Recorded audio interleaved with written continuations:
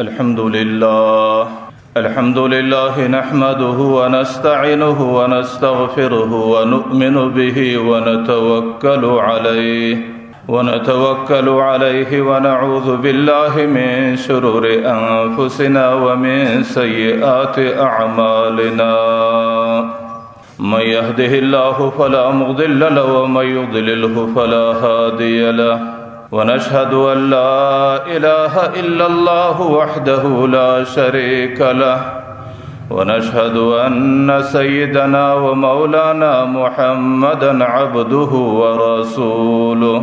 أما بعد فأعوذ بالله من الشيطان الرجيم. بسم الله الرحمن الرحيم. يا أيها الذين آمنوا توبوا إلى الله توبة نصوحا. وقال رسول الله صلى الله عليه وسلم: يا أيها الناس أتاكم شهر عظيم شهر مبارك أوله رحمة وأوسطه مغفرة وآخره عتق من النار، أو كما قال عليه الصلاة والسلام. آمنت بالله صدق الله مولانا العظيم وصدق رسوله النبي الكريم، ونحن على ذلك من الشاهدين والشاكرين، والحمد لله رب العالمين. محترم حاضرین، د روزه مبارک میاشت روانه ده. د دې اول عشره د رحمت و د رحمت عشره تیر اسوا، او دویم عشره د مغفرت را رسیدلې ده، او دریم عشره د عتق من النار ده. د الله تعالی ترتیب داسې دی چې الله تعالی دې میاشت کې درې عشرې جوړې کړې دي.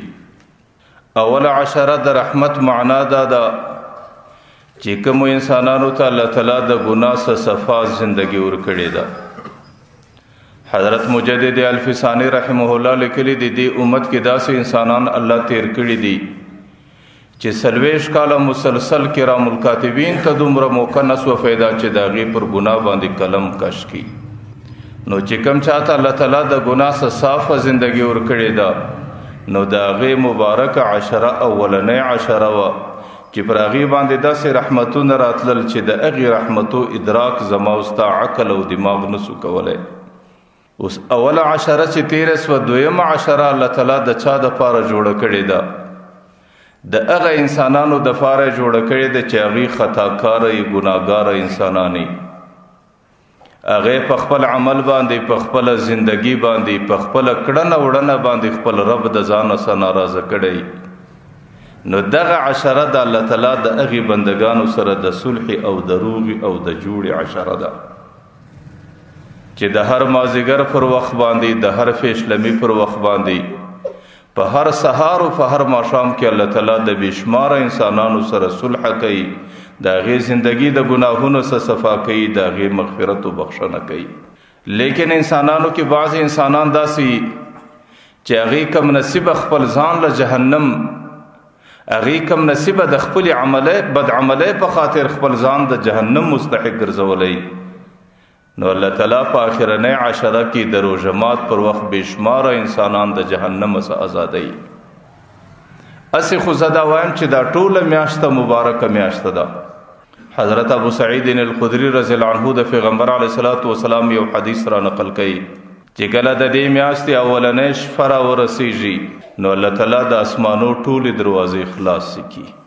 بیا چې د میاشتې آخرنۍ شپه را رسیږي، تر هغې وخته پورې یوه دروازه نه بندیږي، بلکې د ملائکو اندروان دی، د ملائکو فوجونه دي، د ملائکو ډلې دي. څوک د اسمانه سمځکې ته راشوه کیږي، او څوک د دې مځکې څخه اسمان ته پورته کیږي. په اسمانو کې یو نورانی محفل او ماحول رواني چې څومره جنتونه الله تعالی پیدا کړي دي، د جنتو ټولې دروازې خلاصي، جنتونه ټوله ښایسته کیږي، جنتونه ټوله خوشبویه کیږي. چې څومره جهنمونه الله تعالی پیدا کړي دي، دې میاشته کې الله تعالی د جهنمونو ټولو دروازې بندې کړي. چې څومره شیطانان دي الله تعالی په قیدونو کې واچي، ډېر شیطانان الله تعالی په دریابونو کې غوټه کړي. کچېرې د روژې په شپه کې یو سړي ته الله تعالی د یوې سجدې توفیق ورکړي، یا د فرض المانځه سجده ده، یا تراوی دی، یا قیام اللیل ده، یا تهجد دی، یا نوافل دی، یا اوابین دی. چې په کم شکل الله تعالی دې بنده ته د یوې سجدې توفیق ولا ورکړي. پیغمبر علیه الصلاۃ والسلام وايي كتب الله 500,000 حسنه، الله تعالی د په عمل نامه کې 1500 نیکۍ لیکي. او د یوې سجدې په بدله کې الله تعالی د پاره په جنت کې د یاقوت یو محل جوړي چې د هغې دپاره 80,000 دروازې، او پر هره دروازه باندې د سرو زرو یو محل جوړیږي مرصع بالیاقوت، چې هغې د یاقوتو په رنګ باندې ښایسته جوړ شوی. نو چې کم چاته الله تعالی په دې شپو کې یوه شپه د یوې سجدې توفیق ولا ورکړي، بیا خو د هغې دپاره الله تعالی په جنتونو کې بېشماره محلات جوړوي. او چې کله سړی د ورځې سجده د ورځې روژه ونیسي، نو د اولې روژې د نیولو سره الله تعالی د انسانانو د ګناهونو مغفرت راوړي، بیا د انسانانو ګناهونه بخښل کیږي، بیا د انسانانو عمل نامې صفا کیږي، بیا د انسانانو د زندګۍ څخه ګناهونه لرې کیږي. د سهار څخه تر ماښامه پورې الله تعالی 80,000 فرشتې مقررې کړي چې هغې د دې بنده دپاره سهار او ماښام د ورځې او د شپې د مغفرت او د بخښنې دعاګانې کوي. او پیغمبر علیه الصلاۃ والسلام وايي که په ورځې که په شپه کې چې د سجدې توفیق الله تعالی انسان ته ورکړي، په جنت کې د ده دپاره یو درخت تیاریږي چې د هغې درخت در سایه لاندې 1500 کاله سو د سوارلۍ مزل راتللی سي. خدا د جنت ترتیباتی د دې ترتیباتو باندې د انسان عقل په دنیا کې نه رسیږي. د دې د عقل دنیا کې دا استعداد په عقل کې الله نه دی شي چې سړی د جنت حالات، د جنت نعمتونه، د جنت لویی، د جنت محلات په معلوم کی. او چې کله پر سړی باندې د آخرت هوا ولګېدله، بیا به په عقل کې الله تعالی دومره استعداد پیدا کوي چې بیا به د جنت لویوالی، د جنت محلات د انسانانو په دماغ کې راسي. چې پر یوه سجده باندې الله تعالی 80,000 محله د جنت ورکوي. لیکن روایاتو کې راځي چې دا ټوله به الله تعالی بندگانو ته ورکوي، بیا به هم جنت خالی ولاړي، بیا به الله تعالی نور مخلوق پیدا کړي، جنت به په هغې باندې ډکوي. نو زه دا وایم چې دا ډیره مبارکه میاشته ده، او دا د الله تعالی د رحمتونو میاشته ده، او دا د الله تعالی د مغفرت او د بخښنې میاشته ده. لیکن موږ او تاسو چې په کومه عشره کې روان یو، دا عشره د الله تعالی سره د صلح او د مغفرت ده. چې د کم سړي سره د زندګۍ په دورانیه کې ګناه سوي، چې د کم سړي سره د زندګۍ په دورانیه کې ناروا او خطا سوي، د هغې د مغفرت او د بخښنې دپاره د ټولو څه بهترینې ورځې دغه دي. نه په کال کې بیا داسې ورځې راځي، او نه په ټوله کال کې بیا داسې په اسانه د انسان مغفرت نصیب کیږي لکه په دې 10 ورځو کې چې الله تعالی دا ترتیب د 10 ورځې د دې دپاره جوړې کړي دي. زه دا وایم چې دنیا کې به څوک د ګناه صفا کړي. زموږ عقیده دا ده چې صرف انبیا د ګناه څخه معصوم دي، او صحابه د ګناه څخه محفوظ دي. که زیم که ته، که مشر دی که کشر دی، که نارینه ده که زنانه ده، دا ټول د ګناه څخه نه محفوظ دي نه معصوم دي. نو دنیا کې انسان څه ګناه خامخا کیږي، ځکه د دنیا زندگی الله تعالی امتحانی زندگی پیدا کړې ده، او د دې امتحان دپاره الله تعالی د انسان سره نفس او شیطان ملګري کړي دي. نفس هم کوشش دا کوي چې انسان په ګناه اخته کړي. د نفس کار څه دی؟ نفس د انسان په دماغ کې د ګناه وسوسې ور اچي، چې د انسان په دماغ کې د ګناه لهرونه او صفې راځي. دا د نفس کار دی، دا د دې کارنده نفس دی. او د نفس تعلق د انسان سره ډیر نږدې دی، د نفس سره سړی ځان نشي خلاصولی. پیغمبر علیه الصلاۃ والسلام وايي ان اعداء عدوک نفسک التي بین جنبیک، د ټولو څخه لوی دشمن د انسان دا نفس دی چې د انسان په دې بدن کې دننه اوسیږي. او امام غزالی رحمه الله لیکلی دی چې نفس داسې ظالم دی چې هغې در څو پورې انسان په ګناه باندې اخته نه کړي، در هغې وخته نفس د قرار نه راځي. هغې لیکلی دی د نفس مثال د یو ماشوم دی. ماشوم بچی چې کله د یو شي په غوښتنه کې راس، نو د مور پلار سره د هغه شي غوښتنه کوي، او هغه شی خامخا غواړي، هغه شی خامخا لاس ته رسوي. که په ژړا باندې او که په زاریو باندې، که سر د مځکې وي، که پښې پر مځکه ټکوي، چې در څو پورې هغه شی لاس ته نه رسولی، در هغې وخته پورې ماشوم آرام نه کوي. دغه رقم نفس چې د انسان سره ملګری دی، چې در څو پورې انسان په ګناه اخته کړی نه وي، چې در څو پورې د انسان زندگی په ګناه کې مبتلا کړي نه در هغه وخت پورې نفس ظالم د انسان سره نکشيني نه آرام کوي نه قرار کوي بلکې آرام او قرار الترازی د نفس چې انسان په ګناه کې راس نو د انسان زندگی په دنیا کې امتحاني ده د دې امتحان اخستلو د لپاره الله تعالی د انسان سره د ظالم نفس مرګره کړی دی او دویم لوی دشمن چې په هغه سره الله تعالی په دنیا کې د انسان لوی امتحان اخی هغه شیطان دی ځکه الله تعالی ان الشیطان للانسان عدو مبین ښکارا دشمن دی د شیطان کار څه دی شیطان انسان ته ګناه اسانه کوي شیطان انسان ته ګناه خوږه کوي شیطان انسان ته ګناه شایسته کوي او شیطان انسان ته ګناه سپکه کوي چې در څو پر انسان په ګناه نه یخته کړي در هغه وخت پورې نه پریږدي او شیطان هم د انسان سره ډیر نږدې تعلق لري او د شیطان سره په یو شکل سره ځان خلاصولای ځکه پیغمبر علیه الصلاۃ والسلام ان الشیطان یجری من الانسان مجرى الدم شیطان د انسان پر رګو کې د وینو په شان باندې روان دی نو مادرتل شیطان انسان ته ګناه اسانه کوي چې کله د رشوت ځای راسي رشوت باندې د الله تعالی لعنت دی چې کوم څوک رشوت ورکوي هم د الله لعنت دی چې کوم څوک رشوت اخی هم د الله لعنت دی لیکن شیطان ظالم انسان ته سوی او یاره دا خو کاروبار دی او دا خو ماحول دی دا د اوس محفل دی دا د اوس زمانه ده او دا د اوس ترتیب دی په دې اوس زمانه کې بغیر د دې څه کیږي نه نو یا دا کاروبار پرېږده یا به خامخا دا کار کوي نو په دې نیت باندې هغه ورته اسانه کوي چې ټوله دنیا په دې اخته ده او ټول تجارت په دې اخته ده او ټول کاروبار په دې اخته ده بغیر د دې نه تجارت کیږي نه کاروبار کیږي نه زندگی کیږي او نه ګټه کیږي نو په دې شکل بار سړی ته رشوت اسانه کوي در هغه وخت نه پرېږدي چې در څو پر رشوت کې اخته کړي کله کله پر انسان باندې د درواغ وزیراس حالانکه پیغمبر علیه الصلاۃ والسلام وایي چې الکاذب عدو الله دروغجن د الله دشمن دی لیکن شیطان درواغ وسړی ته سپکی یاره دې درواغ کې خدا مصلحت ده پدې کې خدا فائدہ ده پدې کې د مسلمان نفع ده او پدې کې دا د خیر کار دی او پدې کې دا د ثواب کار دی په دغه حلو بانو باندې شیطان انسان ته درواغ آسان نه کی ورته سپکی کی ورته وسای کی در هغه وخت پورې نه پرېږدي چې در سوې په درواغ وخت کړي نه امام غزالی رحمه الله لیکلی دی چې شیطان د انسان داسې دشمن دی چې نه انسان په عجز باندې پرېږدي نه انسان په زاریو باندې پرېږدي نه انسان په فریاد باندې پرېږدي او نه انسان په بل طریقه باندې پرېږدي چې څومره طریقې ور سره استعمال کې در هغه وخت دی نه پرېږدي چې در سوې په ګناه کې اخته کړي نه نو په دنیا کې د انسان زندگی د نفس او د شیطان سره ده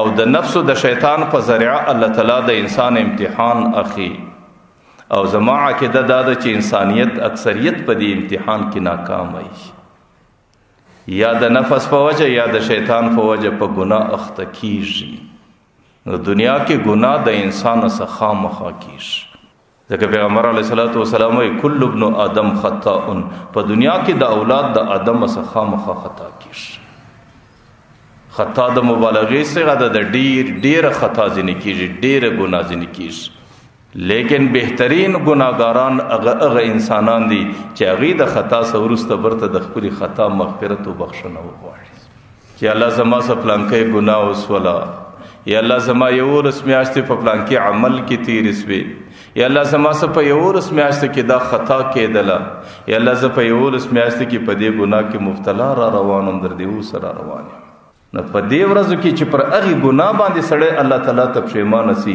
بیا په ډېره اساني باندې الله تعالی د هغه یو رسمیاشتې ګناه باندې قلم کشي بیا د انسان عمل نامه هغه صفا سي د انسان عمل نامه هغه د خطاګانو صفا کچوړه سي ما درته ګناه د انسان نه خامخا کیږي ګناه ستوي د الله تعالی د حکم یا د پیغمبر علیه الصلاۃ والسلام د طریقې مخالفت کول چې الله تعالی کوم نقشه راستولې ده الله تعالی کوم دین راستولې ده الله تعالی کوم شریعت راستولې ده الله تعالی د ژوندۍ تیرولو کوم طریقه راستولې ده د هغه مخالفت کول یا د خپل دماغ او د خپل خواهشات او د خپل خوش مطابق په دین کې نور خبرې د ځان ځایول دي ته ویل کېږي ګناه کله کله هغه ګناه د انسان د ظاهري اندامو سکیږي د خولې سکیږي د ژبې سکیږي کله هغه ګناه د سترګو څخه کېږي، کله هغه ګناه د غوږو څخه کېږي، کله د لاسو څخه کېږي، کله د پښو څخه کېږي. دې ته ظاهري ګناه ویل کېږي.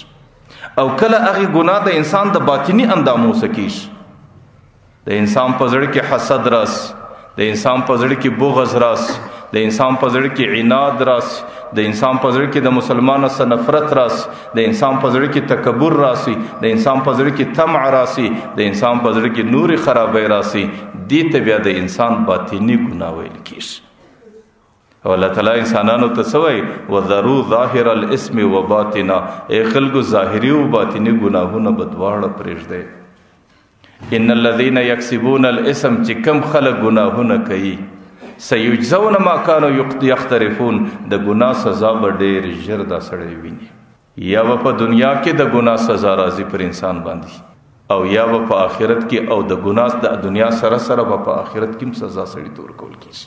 نن چې په دنیا کې انسانیت د کوم ستړو سره مخامخ دی، که زما استا حاکمان زما استا همدرد او خیرخواهان نه دي، که پر ما او تا باندې د ګرانۍ زمانه ده، او که پر ما او تا باندې د کمرسکۍ زمانه ده، که پر ما او تا باندې د بد امنۍ زمانه ده، دا زما او ستا د هغې ګناه سزا ده چې کومه ګناه ما او تا کړې ده، د هغې ګناه سزا ما او تا نن په خپله وینو. سیجزون ما کانوا یقترفون. د ګناه سزا سړي ته ډېر ژر ورکول کېږي چې کومه ګناه د سړي څه کول کېږي. مجاهد ابن عوض رضی الله عنه ډېر لوی بزرګ دی. هغه وایي د مځکې پر مخ چې کله خطا راسوسي، وایي چې کور ته راسم د الله په ذات قسم باندې چې د هغې اثر په دې خپل کور، په دې خپلو بچانو، په دې خپله زنانو کې دستي محسوسه، چې هغه زنانه زما پر لار نه راسره ځي، هغه بچي نه راسره ځي.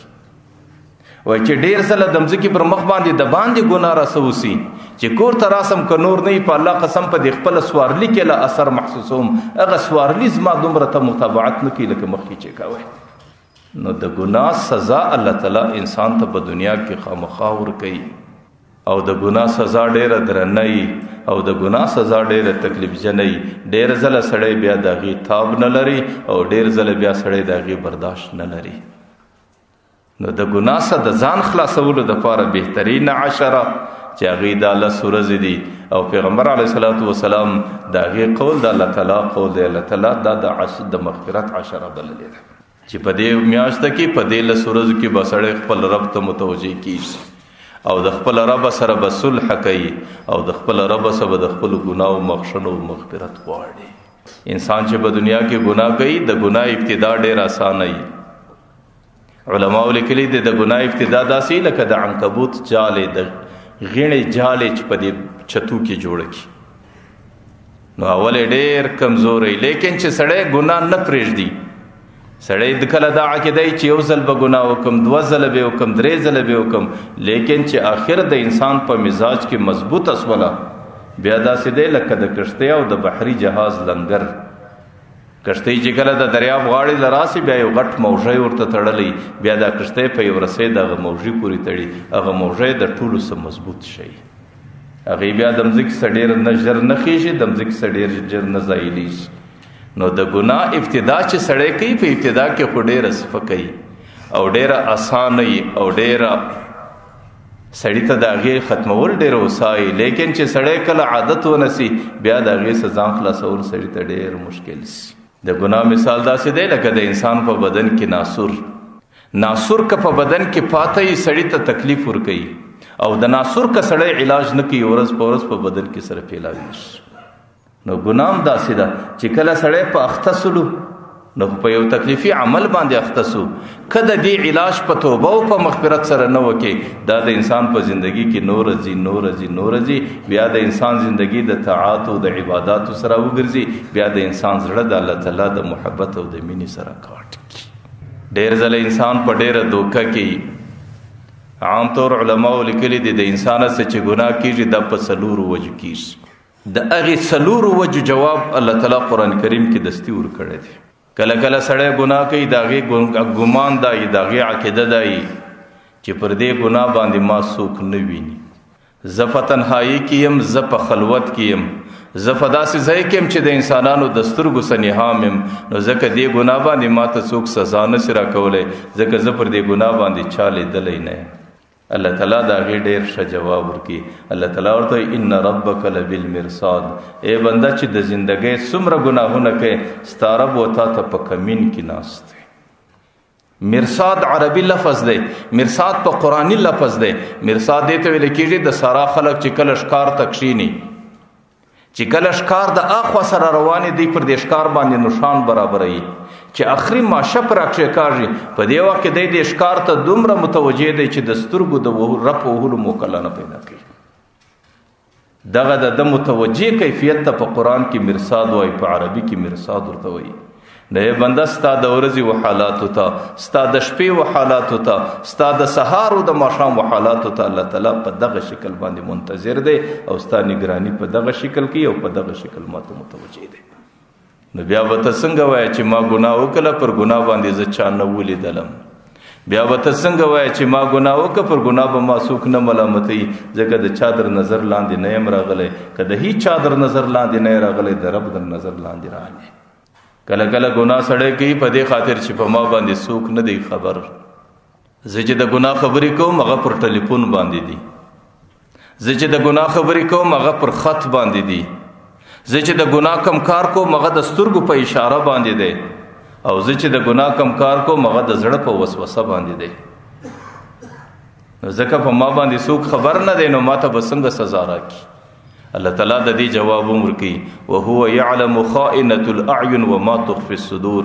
اے بنده الله تعالی دې د سترګو په خیانت لا خبر دی، وما تخفي الصدور چې په دې ذهن کې د کومه وسوسه ده، چې په دې فکر کې د کومه اراده ده، چې په دې زړه کې د ګناه جوړولو کومه طریقه ده، الله تعالی په هغو ټولو خبر دی. بیا به ته څنګه دا وایې چې زما په ګناه باندې څوک خبر نه دی، ما ته بس سزا نه راکوي؟ ډیر څه بعضې خلک دا وایي چې زه ګناه په دې وجه باندې کوم چې زه په تنهایي کې یم، په خلوت کې یم، په ما پسې کوټه بنده ده، په ما پسې دفتر بند دی، زه په زیرخانه او تیخانه کې یم، زه په فلان ځای کې یم، زه یوازې یم، په دې وخت کې زه ګناه کوم، په دې ګناه باندې به ما ته څوک اګاه نه سي، ما ته به څوک سزا راکړي؟ الله تعالی ورته وایي وهو معکم اینما کنتم. که د مځکې پر سر یې هم زه در سره یم، که د مځکې په شکم کې هم زه در سره یم، که یوازې هم زه در سره یم، که په مجمع کې هم زه در سره یم، که په تنهایي کې هم زه در سره یم، که په اجتماعي کیفیت کې هم زه در سره یم. نو بیا به ته څنګه دا وایې چې زما رضا څوک نشته او ما ته به پر ګناه څوک سزا نه راکوي؟ کله کله بعضې انسانان ګناه د هغه دلاورۍ په وجه کوي، ځان ډېر دلاوره بولي، ځان ډېر زورور بولي. کله کله چې فلار وفات سي نو زوی چې پر ځواني باندې راسي هغوی په بدعملي کې ولاړ سي. د هغې دا عقیده یي چې زما پلار نسته، زما مشر نسته، چې زما مخ څوک نسي راګرځولی، پر دې ګناه باندې ما ته څوک ملامتیا نسي راکولی، پر دې ګناه باندې ما څوک پښیمانه کولی نسي. نو په دې وجه باندې دی ګناه کوي. او ډېر ځله که څوک خبر ورته کوي د چا خبرې ته غوږ نه نیسي، او ډېر ځله څوک ځان دومره زورور بولي چې د خپل زور او د خپل غرور په خاطر باندې دی ګناه کوي. د دا عقیده دا ده چې څوک دا جرأت نشي کولی چې ما ته پر دې باندې څه ووایي. الله تعالی ورته وایي ان اخذه علیم شدید. ای ظالمه د الله تعالی رانیول ډېر سخت دی. الله تعالی کله سړی راونسي فصب علیک ربک صوت عذاب. کله کله الله تعالی پر دې ګناهګاره د عذاب ډېرې بدترینې غمچینې راووري. ولا یوثق وثاقه احد. الله تعالی داسې راوتړي چې د الله د تړلو په شان بیا نور تړل نه. انی اعذبه لا اعذبه احد من العالمین. الله وایي که زما د عذاب غمچینه در باندې راله، هغه بیا داسې غمچینه ده چې د دنیا د غمچینو په مثل باندې نه ده، چې هر څومره زورور سي څومره به زورور سي. دې قومونو کې قوم عاد تیر سوی دی. تاسو د قرآن تفسیر وګورئ، د قوم عاد بچی چې به بلوغ ته رسېدی 300 کاله بعد به رسېدی، 300 کاله بعد به دی بلوغ ته رسېدی. د قوم عاد عام قطونه دا 40 گزه وو. ترمذی شریف روایت دی چې کله به په دوی کې جګ سړی و، کان اطول طوله 70 ذراعا، هغه به 70 گزه سړی و. او دی به زندگی څنګه تیروله؟ وتنحتون من الجبال بیوتا. د غرور بیخ به راوشانه غرب ولاړو، د بیخ به د ګرد وکشي مابین به وکشي، دا به د خیمه په دې کې به اوسېدی. چې کله به د وخت پیغمبر حضرت هود علیه السلام دی ته ویل چې ظالمانو ظلم مه کوئ. دی به څه ولول؟ من اشد منا قوه. در موږ زورور څوک دی چې موږ ته به بیا سزا راکړي. دی ویل چې زموږ غوندې مخلوق په دې مځکه کې نشته، موږ به څوک در سزا لاندې کوي او موږ ته به څوک سزا را کوي او موږ به د دې ګناه څخه څوک را ګرځوي. لیکن الله څه وایي چې الله ورته فقهر سو. واما عاد فاهلكوا بريح صرصر عاتيه سخرها عليهم 7 ليال و8 أيام حسوما فترى القوم فيها صرعى كأنهم أعجاز نخل خاوية فهل ترى لهم من باقية. الله تعالی باد ور باندې راوسته او ورځي آتش په ور باندې روان دی. باد په ذریعہ باندې الله تعالی پورته کو په هوا کې سرونه سرور و جنگول. الله تعالی پر دې مځکه باندې داسې راو ورزول كأنهم أعجاز نخل خاوية، لکه د خرما تنې پر دې مځکه چپه او راسته سره پرتی وي. فهل ترى لهم من باقية. الله تعالی پیغمبر ته ورسو اوس د دې نوم نشان پر دې مځکه فاتستا. زدا وایم چې هر څومره زور ورسي، چې هر څومره بے پروا سي، چې هر څومره سړی بے مشر سي، چې هر څومره سړی بے راګرځولو سي، اخرنۍ راګرځونکی د الله تعالی ذات دی. او د الله تعالی ذات چې سړی د ګناه سره راګرځي هغه بیا په ډېره سختي سره راګرځي. نو ځکه ګناه دا د انسان سره د سلور وجو په وجه کېږي او د دې سلور وجه جواب الله تعالی قرآن کریم کې ورکړی دی. نو ځکه د ګناه د پاره بهترین انسانان ګناګاران هغه دي چې هغې د دې خپلې ګناه څخه په دې میاشته کې په دې لسو ورځو کې توبه وکړي.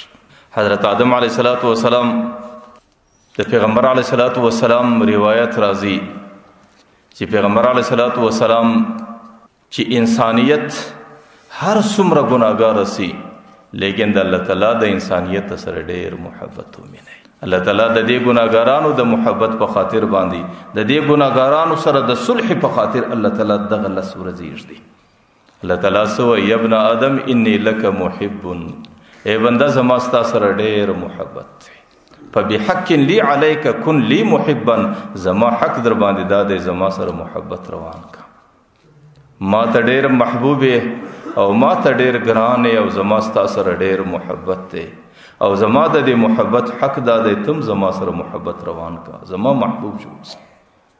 او زما د محبت نشانه دا ده چې کله د مځکې پر مخ باندې زما د دشمن په گرفت کې رالی، د شیطان په گرفت کې رالی، هغه شیطان د خپلې زندګۍ څخه وغورځوه او راسه زما سره صلح وکړه، زما سره جوړه.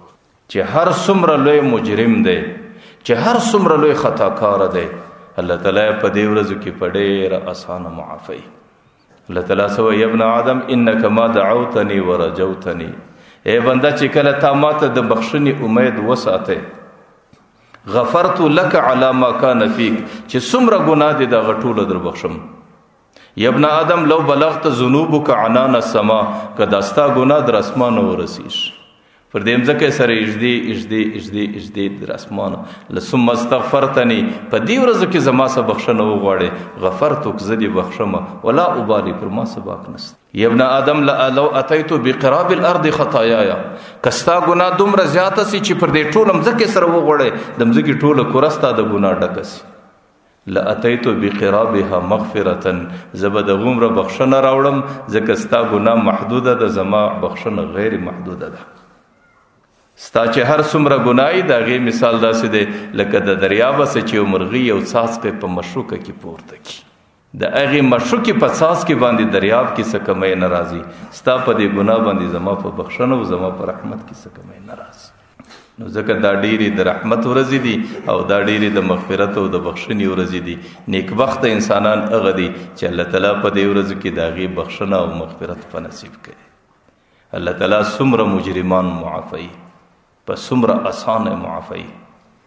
یو کتاب کې لیکلي دي چې کله غزوه احد راله، د پیغمبر علیه السلام اکا حضرت حمزه په احد کې شهید سو. حضرت حمزه د پیغمبر علیه السلام رضعی ورور هم او د پیغمبر علیه السلام ډېر غټ معاون هم او پیغمبر علیه السلام ته ډېر ګران هم. چا شهید کې؟ وحشي شهید کې. وحشي ولی شهید کې؟ ځکه د مکې د مشرکانو سرداران په بدر کې یو کال مخکې قتل شوي وو.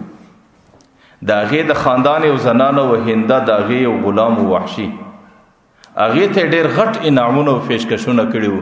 کدی چیرې په دې جنګ کې حمزه قتل کړي، ځکه حمزه په هغه جنګ کې ډېره غټه بهادري کړې وه.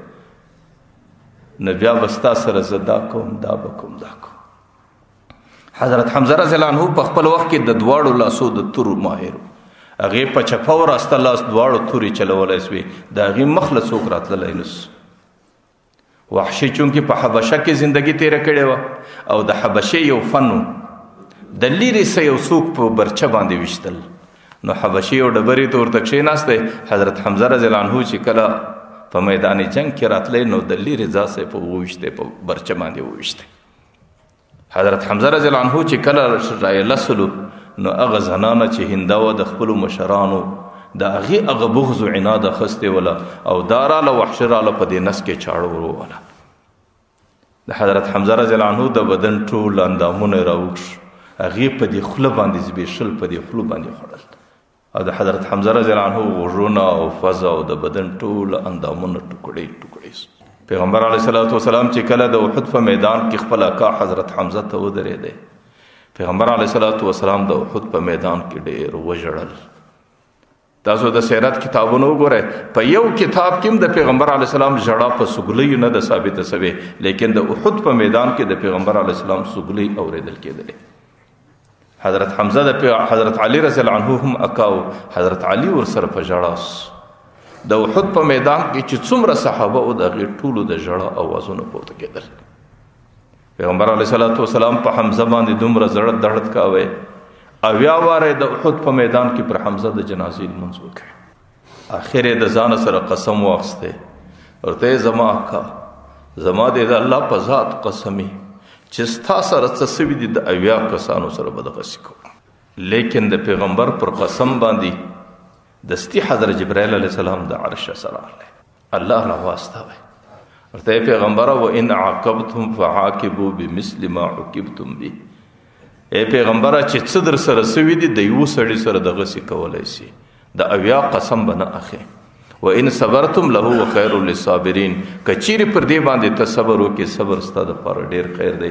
نو پیغمبر علیه الصلاة والسلام به زما خو صبر دی. بس چې کله پیغمبر علیه الصلاة والسلام مکه مکرمه فتح کړه، دورانیه 13 اتم کال د هجرت راورسېدی، پیغمبر علیه الصلاة والسلام د یو فاتح په شکل مکې مکرمې ته راغله. چند کسان د مکې مکرمې څخه چې د هغې دا یقین و چې موږ به ژوندي نه پاته کېږو، نو هغوی د مکې څخه وغورځېدل. حضرت عکرمه وغورځېدی، د دریابو د جدې پر طرف لاړی، دا د ابوجهل زوی و، هغې هم دا یقین و چې زه ژوندی نسم پاته کېدی. وحشي هم دا یقین و چې زه ژوندی نسم پاته کېدی، ځکه ما حضرت حمزه په کوم شکل قتل کړی دی. نو وحشي یمن ته وغورځېدی. پیغمبر علیه الصلاة والسلام د فتح مکې په موقع باندې یو صحابي راوغوښتی، ورته یې راسه چې رالی برای خط ولیکې، وحشي ته یې ورواستوی او وحشي ته د دې دپاره ورواستوی د اسلام دعوت یې ورکوی. وحشي راسه اسلام قبول که بس، چونکې د الله تعالی فیصله وه. وحشي د الله تعالی یو مخلوق او د الله تعالی د مخلوق سره د الله تعالی ډېر محبت دی. که هر څومره قاتل دی، که هر څومره زیات مجرم دی، که هر څومره زیات خطاکار دی، بیا هم پیغمبر علیه السلام خط ورته لیکي، بعث الیه یدعوه الی الاسلام، خط یې ورواستوی وحشي ته، ورته وحشي اسلام قبول کړه. چې کله قاصد خط راوړی یمن ته او وحشي ته یې پیش کړي، د پیغمبر علیه السلام خط دی او پیغمبر علیه السلام هغې ته د اسلام دعوت ورکړی دی او هغې ته پر خپله ټوله زندګي باندې نظر واچوی. بره د دې خط پر شا باندې څه ورته لیکي؟ ورته ان من زنا وقتل واشرک وانی فعلت ذلک کله.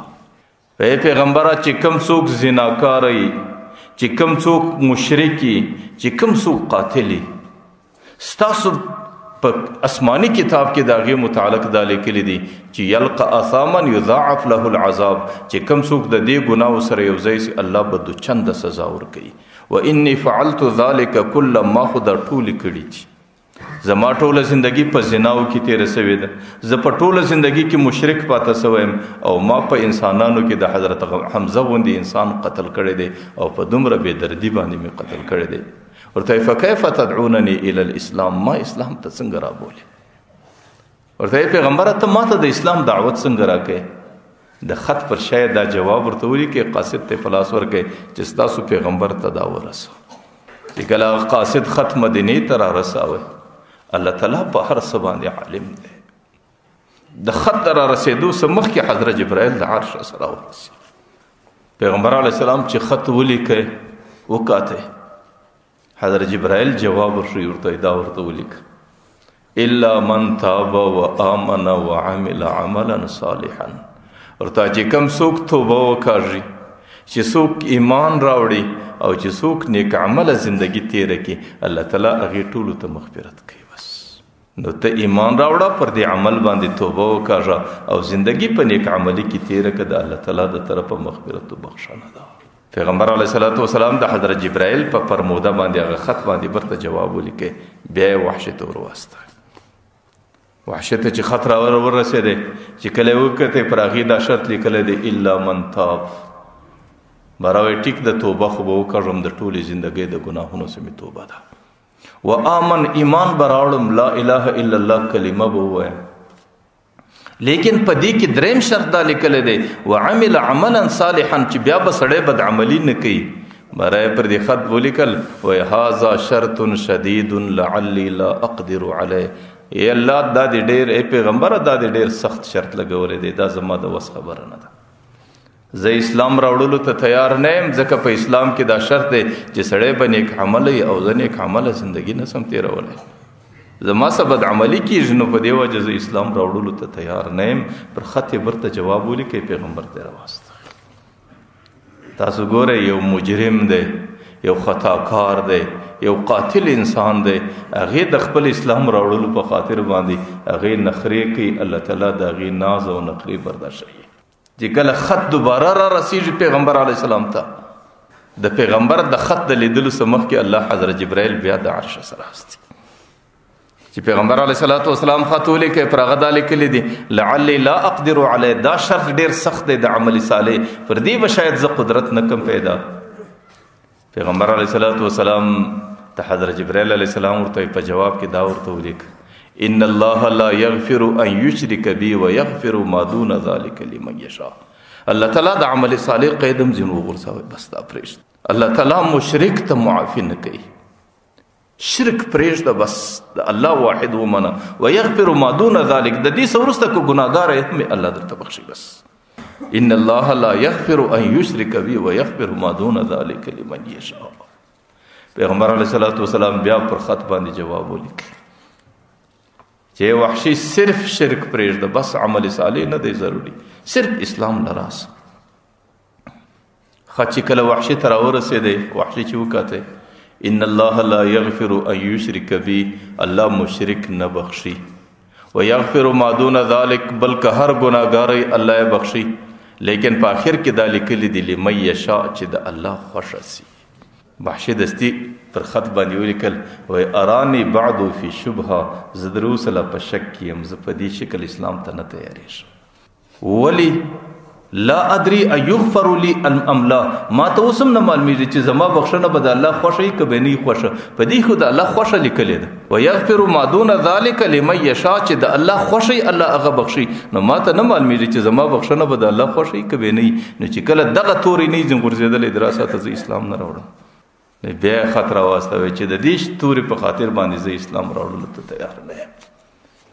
چې کله قاصد خط او جواب مدینې منورې ته راوړي، حضرت جبرائیل علیه السلام بیا د عرش ځان را رسي، یو عجیب آیات راوړي. پیغمبر علیه السلام وایي که ټوله دنیا ماته الله تعالی راکړي، د دې آیات په مقدار ماته خوشحالي نشي ملاویدی. الله تعالی څه ورته وایي؟ وحشي ته دا ولیکه وقل لعبادي الذین اسرفوا علی انفسهم، اے پیغمبره زما دې بندگانو ته ووایه چې د کوم چا څه ګناه سوې ده، زما دې ګناهګاره بندگانو ته دا ووایه. ورته الله تقنطوا من رحمت الله، د الله د رحمت څخه نه امید کېږي. د الله رحمت غیر محدود دی، د الله رحمت ډېر فراخ دی، د الله رحمت ډېر عظیم دی. ان الله یغفر الذنوب جميعا، الله تعالی ټول ګناهونه معافوي. ولې معافوي؟ ځکه انه هو الغفور الرحیم، ځکه الله تعالی ډېر غفور او ډېر رحیم او ډېر مهربان ذات دی. چې کوم څوک د عربیت سره اشنای هغې ته دا ور معلومیږي چې الله تعالی دا خبره څومره کلکه کړې ده. الله دا جمله څومره کلکه ان الله یغفر الذنوب جميعا.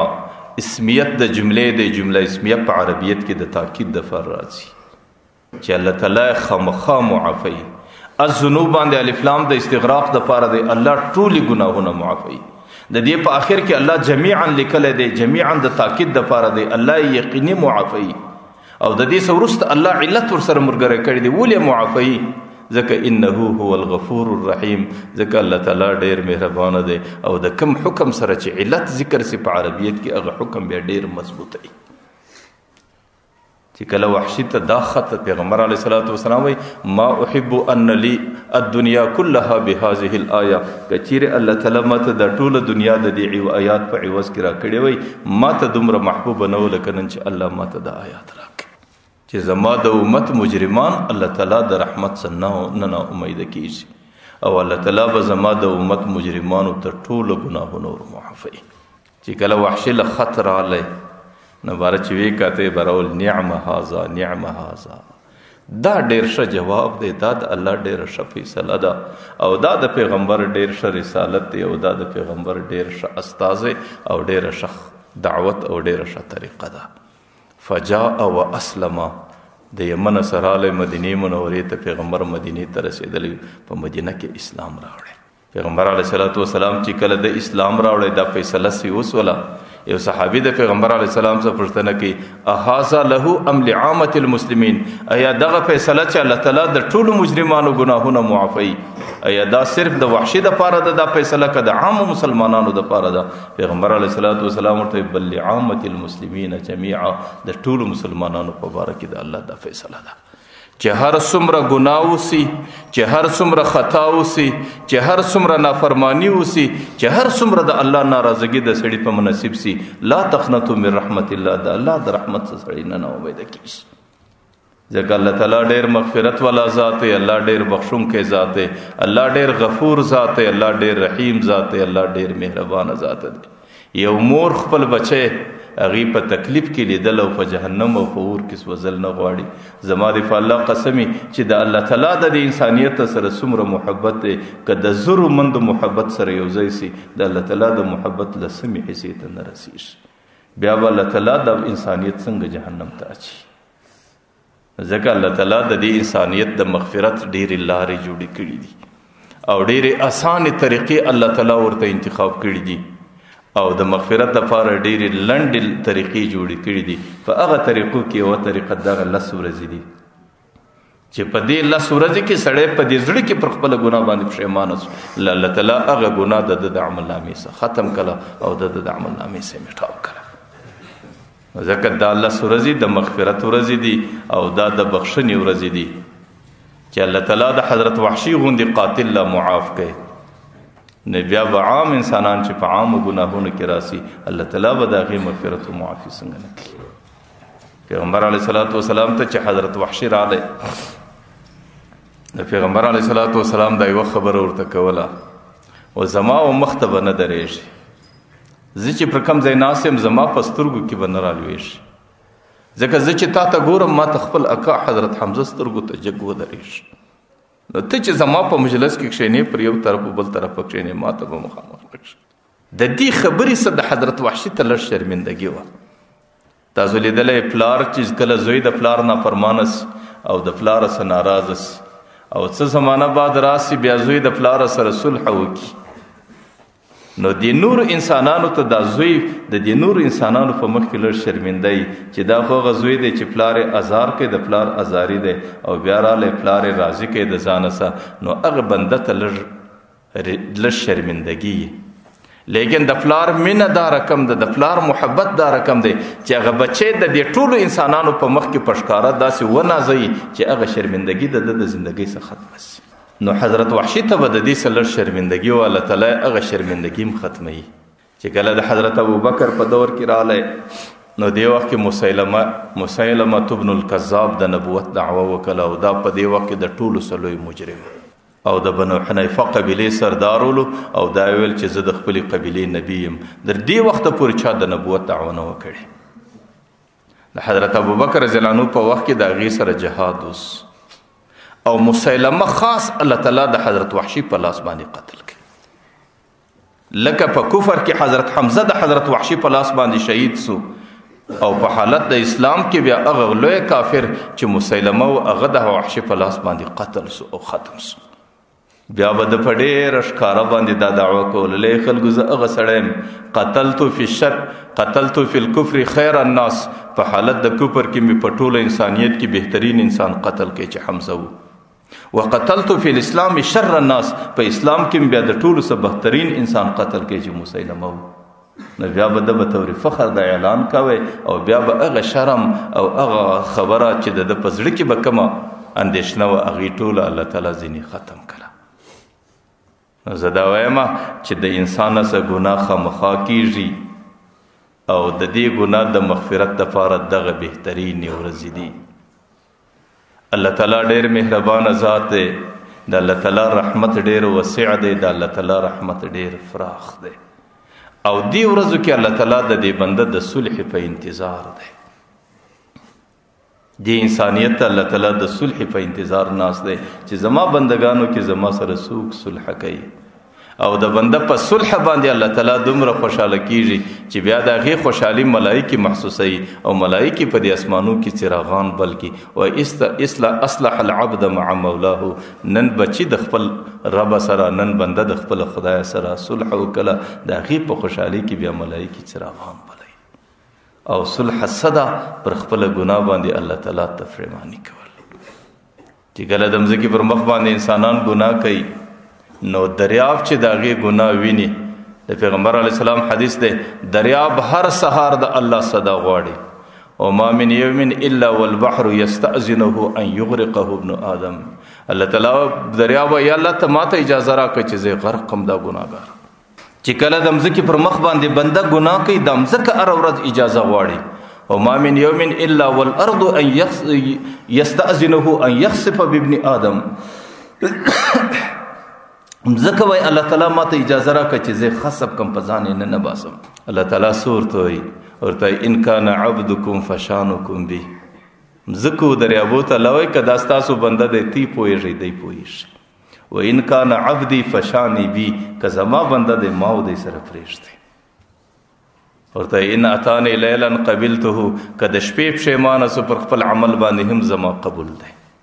وین اتانی یوما قبلته. که چیرې د ورځې پر خپله ګناه پښیمانه سو هم زما قبول دی. الله تعالی څه ورته یا ابن آدم، ای د آدم اولاده ذکرتک وتنسانی. زما هر ګړی یاد یادې وتنسانی تاسو زهیرم. ورته سترتک ولا تخشانی. ګناهو کې بیا پرده در باندې واچوم لیکن ته زما څه نه بیریږي. ورته ان ذکرتنی ذکرتک. که زما کدی زه په یاد یم زما په یاد یې. و ان نسیتنی ذکرتک. وایي که زما ته زما زه ستا سهیر یم هم ته زما په یاد یې. ای بنده ته زما څه په یو حالت کې نه یېرېږي. ورته ای بنده زه ستا د صلح په انتظار ناست یم. بالولي دانا یو مجذوب لیونی دی د هارون رشید په زمانه کې. زه دې خلکو ته دا وایم چې دا زمانه د صلح ده. په ډېره اسانه باندې الله تعالی صلح ته متوجه دی. داسې زمانه به راسي زما د الله فذات قسمي چې د وشکو بجای په وینو باندې ورته وژاړې لا به الله تعالی ستا صلح ته نه متوجه کېږي. داسې وخت هم راسي. بالولي دانا یو مجذوب لیونی دی د هارون رشید په زمانه کې. د هارون رشید ډېره ورسره دوستي ده. هارون رشید همیشه د سره مذاق او مسخرې کوي. دی ظاهرا لیونی دی لیکن په باطن کې ډېر حکیم انسان دی.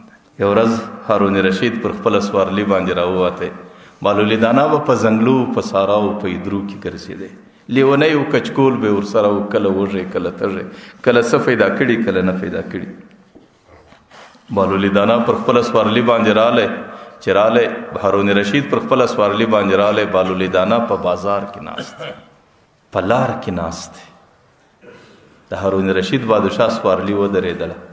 چې ودرېدله هارون رشید د خادمانو څخه پوښتنه وکړه چې څه پېښه د لار ولې بنده ده؟ ورته بالولي دانا په لار کې ناست. هارون رشید د سوارلۍ څخه ورته راشه اوس په خپله ورله راغله. چې راغلی دی پر دې مځکه لیکې کاږي څو لیکې وکاږي برته خراب کړي بیا یې څو لیکې وکاږي برته خراب کړي. هارون رشید ورته بالولي دانا د ځنګل دې پرې شوی ایدري دې پرې شوی ساراوي دې پرې شوی دلته څه کوې؟ ورته دلته ډېر ضروري کار مې په مخ اخیستی دی. ورته کوم ضروري کار دی؟ ورته د رب او د مخلوق په مابین کې صلح او جوړه کوم. وایي زه یې ولیکم بیا یې خراب کړم، زه یې ولیکم یو طرف تیار شي بل طرف نه تیارېږي. ورته څنګه صلح د څوک تیارېږي څوک نه تیارېږي؟ ورته الله تعالی په ډېر انتظار کې د ډېره وخته ناست چې د بنده به زما سره صلح کېږي، لیکن بنده ظالم صلح ته تیار نه دی. زه الله تعالی ته د بنده صلح ولیکم لیکن بنده نه تیارېږي، زه بیا خراب کړم. ورته د الله او د بندگانو په مابین کې صلح کوم، الله په ډېر انتظار کې ناست دی، لیکن بنده ظالم دی، بنده د الله و صلح ته تیار نه دی. چې کله هارون رشید را غزی تیر سوی، څو ورځې بعد هارون رشید را روان دی، په ادره کې بالولي دانا ناست. ورته بالوله څه کوې؟ ورته ډېر ضروري کار مې په مخ اخیست. ورته څه کار کوې؟ د الله او د مخلوق صلح سره کوم. وایي څه چم کوي؟ ورته مخلوق په ډېرو زاریو په ډېرو ژړاو تیار دی، لیکن اوس به الله نه تیارېږي. نو په ژوند کې الله تعالی صلح ته تیار دی. مخلوق ظلم کی، مخلوق د الله سره صلح ته نه تیارېږي، لیکن زما په الله قسم که دا دوره مقه صادر سره مو ووتله او د قبر دې تورې کندې ته سړی ورغوټه سلو، زما دې په الله قسم که په وینو باندې ورته وژاړي، کله بیا الله تعالی د دې بنده و صلح ته تیار سي. ځکه د صلح دور تیر سو، د توبې دور تیر سو، د الله تعالی سره د جوړې دور بیا تیریږي، بیا انسان د پښیمانۍ څه بغیر بل څه نه پوهېږي. نن الله تعالی عجیبه انتظار لري. الله تعالی وایي ای بنده من تقرب الی شبرا، تو خو ماته یو لویشت را نږدې سه. تقربت الیک باعا، باعا در دې ځای پورې زه ولې څه در نږدې کېږم. من تقرب الی باعا تقربت الیه ذراعا، ته دا یو لې څه را نږدې سه زه یو ګز درس کېږم. من اتانی یمشي اتیته هرولا، ای بنده که ته پر پښو ماله را روان سې زه په منډه درځم مخله په غېږ پورې دې نسم. زه دا وایم چې دغه د الله تعالی د صلح ورځې دي او دا د بندگانو د مغفرت ورځې دي او د بندگانو د جوړې ورځې دي چې د خپل رب سره جوړه کول.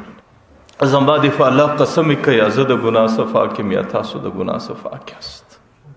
هر سړی د خپل وسه پورې په ګناه کې غرق او مستغرق دی. د ژبې ګناه راسه کېږي، د سترګو ګناه راسه کېږي، د زندګۍ په هره طریقه او په هره شعبه کې چې راسو په ګناه کې لړلي مخلوق. لیکن الله تعالی ډېر عظیم رحمت لري، الله تعالی ډېر عظیم محبت لري. الله تعالی نن زما استاد د صلح انتظار لري چې څوک به زما په بندگانو کې زما سره صلح ته تیارېږي. او د صلح زه خو دا وایم بهترین شکل د صلح د جوړې دا دی چې سړی د چا کور له ننواتې ورسي، د چا دروازې ته کښېني، د چا په لمن پورې ور وځړېږي، د چا په پښو کې خپله بګړۍ او لنګوټه ور وغورځوي، بیا خو د صلح ډېر ښه شکل. او د دې صلح د ننواتې بهترین شکل دې نوجوانانو ته زه وایم چې دغه د اعتکاف شکل د دې میاشتې په شلم باندې اعتکاف دی. اعتکاف څه دی؟ د الله تعالی کور ته ننواتې ورتلل، د الله دروازې ته کښېنستل، د الله دروازه ټکول. غریب چې کله د مالدار دروازې لراسي، مالدار سخی که هر څومره بندې د انتظار ورته کوي، وایي دا دروازه یو ورځ را خلاصېږي. نو د الله د رحمت دروازه ده، دا د الله تعالی کور دی. د الله تعالی په کور کې چې څوک ننواتې ورته کښېني، هغې ته زموږ په عقیده کې معتکف وایي. دا د الله تعالی سره صلح ته ناست دی، دا د الله تعالی ته خپله عاجزي ښکاره کوي. دې د الله تعالی د دربار پر دروازه او پر چوکټ خپل تندی ورته ایښی دی. بیا به د الله تعالی رحم په جوش کې راځي. په 10 ورځې کې چې سړی په دې کور کې ننواتې ورته کښېني، په 10 ورځې کې هغه سړی د لیلة القدر د فدا کولو یقیني لایق دی. او لیلة القدر خیر من 1000 شهر، در 1000 میاشتو عبادت او 1000 میاشتې 4 کاله عبادت دی. چې کم سړی په اعتکاف کې کښېني د هغې د لیلة القدر عبادت یقیني دی. او چې د کم چا د لیلة القدر عبادت یقیني سو، د هغې په عملنامه کې 4 کاله قبول عبادت ولیکل سو.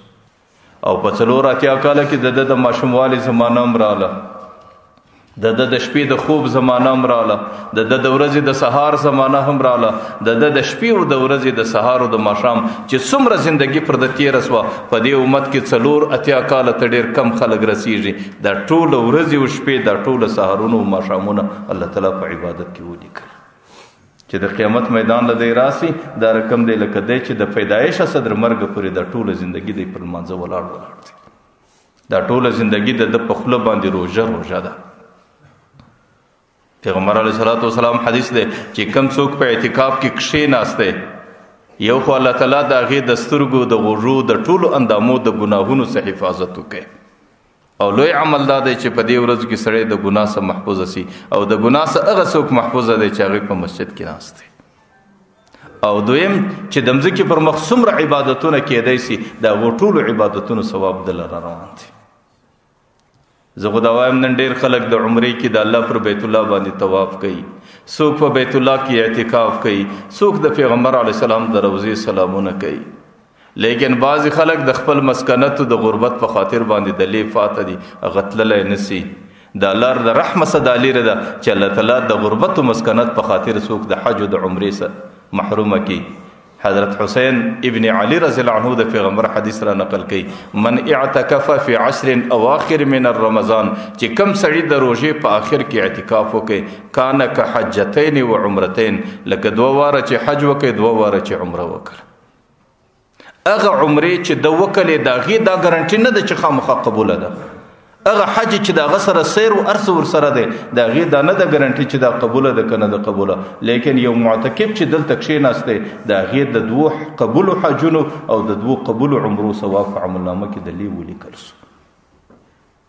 زه دا درته وایم چې دا ډېره کمزورې او دا ډېره کم او دا ډېره نقصاني سودا نه ده. دې نوجوانانو ته وایم د دې بازارونو خوندونه ډېر وکتل سو، د دې شپو د فسق و فساد خوندونه ډېر وکتل سو. د شپې ته شپه پر دې تېری زه خولۍ را نسم زه بوټونه را نسم د دې خوند و د دې میلو تماشو خوند ډېر وکتل سو.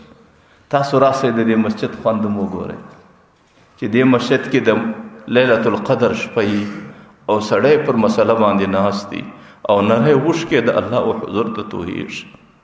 پیغمبر علیه الصلاة والسلام وایي چې د سړي د سترګو څخه یوه اوښکه هغه د دې سترګو سره توسوله ثم یصیب حر وجهه د مخ سپینوالي ته ورسېدله الا حرمه الله علیه النار پر دې مخ باندې د جهنم اور الله حرام کړ. 2 څاڅکي الله تعالی په جهنم باندې نه سوځي. یو د ګناهګاره د سترګې د اوښکې څاڅکی او یو د شهید د وینې څاڅکی، دا 2 پر جهنم حرام دي. زموږ د بزرګانو چې د سترګو څخه به اوښکې راووتلې پر به دا مخ داسې په موږی چې پر دې مخ هم د جهنم اور حرام سي. حکیم الامت حضرت اشرف علي تانوي رحمت الله علیه لیکلي دي چې پر مخ باندې د جهنم اور حرام سي. الله تعالی د رحمت څخه لیرې ده چې نور بدن دې په جهنم کې مخ دې نه ټول به د جهنم څخه آزاد دي. نو زه دا وایم چې دا ډېرې مبارکې شپې دي او دا د عبادت شپې دي او دا په لهو لعب کې مه تېروئ چې کوم څوک یې په بازارو په میلو په تماشو کې تېرې سي پر هغو هم تېرې سوې، لیکن نتیجه یې په الله قسم د پښیمانۍ او د تباهۍ بغیر بله څه نه ده. چې د کم چا باندې د اعتکاف په شکل په مسجد کې تېرې سوې، په عبادت کې تېرې سوې، پر هغې باندې هم تېرې سوې، لیکن په الله قسم نتیجه یې د سرخورویي او د عزت او د خوشحالۍ څه سوا نوره څه نه ده. ځکه دې نوجوانانو ته وایي چې دا د اعتکاف شپې دي، راسئ په اعتکافو کې کښېنئ، خپل مسجدان په عباداتو باندې آباد کړئ چې پر دې معاشره باندې کم مصیبت دی. دا زموږ وطنونه څومره ستړي دي، دا خلک څومره ستړي دي. ستاسو د دعا او د ژړا ستاسو د عبادت په خاطر به الله تعالی د دې معاشرې څخه دا نحوست او دا تکلیف او دا ګرانۍ او دا بدامنۍ پورته کړي. او دا یو میاشت ده، دا یو موقع ده، نه معلوم چې را روانه میاشت چې کله را رسیږي د اعتکاف ورځي، څوک په خارو کې پروتي، څوک څنګه څوک څنګه. نو د موقع څخه ګټه اخیستل، د موقع څخه استفاده اخیستل، دا د دانا او د هوښیار سړي علامه وي. الله تعالی دې زموږ او ستاسو دانایي را په نصیب کړي. الله تعالی دې د دې میاشتې څخه ګټه اخیستل او الله تعالی دې په دې میاشت کې د اعتکاف کولو، د عبادت کولو، د خپل رب سره د صلح کولو ترتیب راته جوړ کړي. الله تعالی د نیکو اعمالو توفیق را نصیب کی. الله دې زموږ او ستاسو د ټولو قریبانو دغه میاشت مبارکه د مغفرت او د بخښنې ذریعه وګرځي. چې څومره انسانان مشکلات لري، پریشانی لري، الله دې د دې میاشتې په برکت ختم کی. چې څومره انسانان ضرورتونه حاجتونه لري، الله دې د دې مبارکو میاشتو ورځو په برکت باندې ورپوره کړي. الله تعالی دې دا څو خبرې قبول کړي.